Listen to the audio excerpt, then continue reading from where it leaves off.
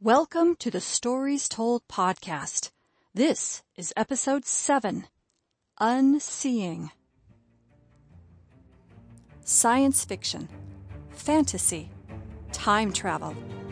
This is the Stories Told podcast, talking about worlds of stories told, from movies to TV shows and, of course, books. I am E.W. Barnes, fiction author and avid fan of great stories. Thousands of years, thousands of worlds, thousands of stories told. Let's begin.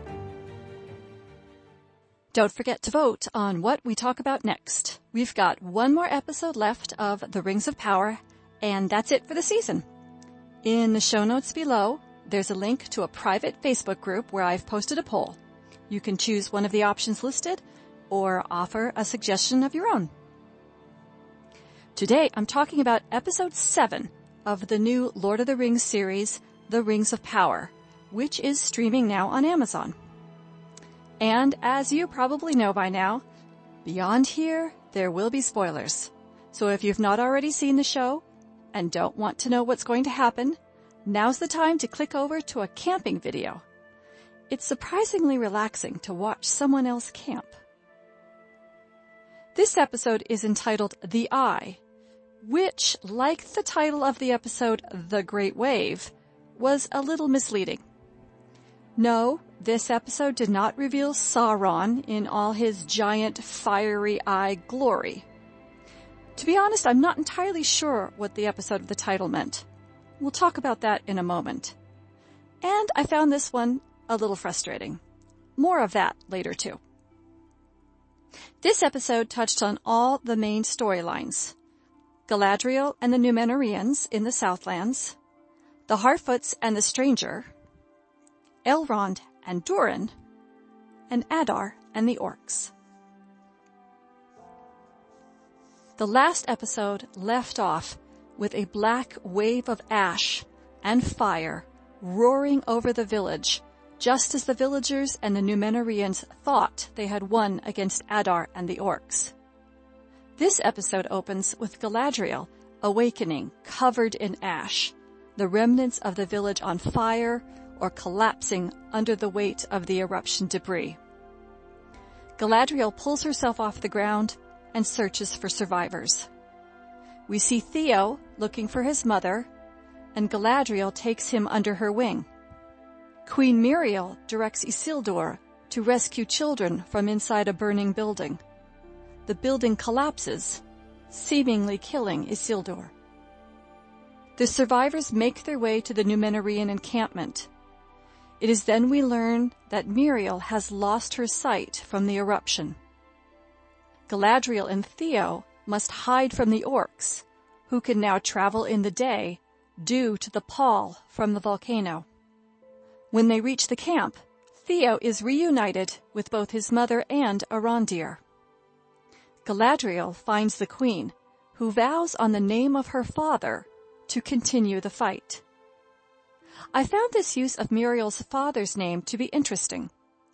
In the Silmarillion, when the men of Númenor turned their backs on the elves, the kings gave up the title Tar, which means noble or royal, and instead used Ar, which means lord. Miriel's father was given the name Ar-Inzuladun, but when he saw the potential destruction of the island in the future, he returned to using Tar as a sign of respect and humility. Miriel's invoking the name Ar-Inzuladun suggests not only the desire to be victorious, but perhaps a willingness to give up humility for that victory. Finally, Galadriel learns that Halbrand has survived the eruption, though he is badly wounded. She says he needs elvish medicine, and they ride away from the encampment together. Nori and her family arrive at the grove, only to discover it has been burned by debris from the eruption of Mount Doom. Sadok, the Harfoot wise man, says that this kind of damage happens when a new evil is arising. The stranger tries to heal the trees, but fails, and Sadok tells him to leave. But by the next morning, the trees have recovered and are producing apples. Then the priestesses show up, looking for the stranger. The Harfoots tried to fool them about which direction he has gone, but the priestesses burn the Harfoots' homes in retaliation. Nori and some others follow the stranger to warn him about the priestesses, but none of the Harfoots make any comment about whether the appearance of these priestesses, who are clearly not nice, was the new evil arising that was heralded by the eruption. Elrond tries to negotiate for Mithril from King Durin, who refuses his request.